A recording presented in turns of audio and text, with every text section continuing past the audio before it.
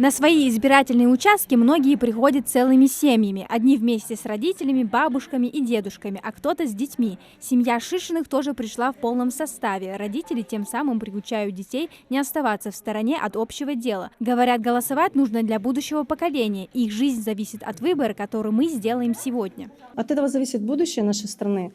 И знаете, вот эти выборы, они как-то по-особенному воспринимаются, потому что не идти на голосование вот именно сейчас, когда проводится специальная военная операция, это, наверное, сродни самоубийству для нашей страны. Поэтому очень важно внести свой вклад. Только граждане России определяют ее судьбу. Для удобства и безопасности избирателей предусмотрено все необходимое.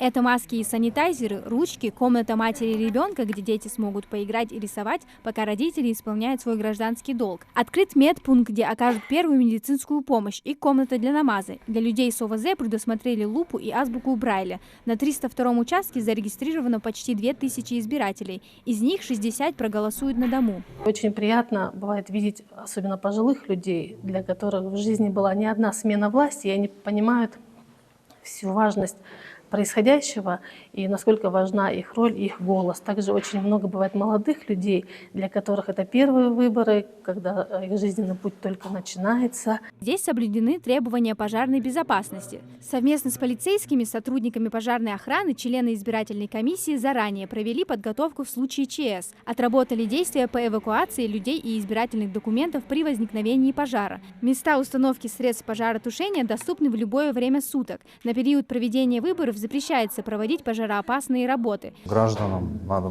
проявлять бдительность из-за того, что подразделения пожарной охраны находились на месте.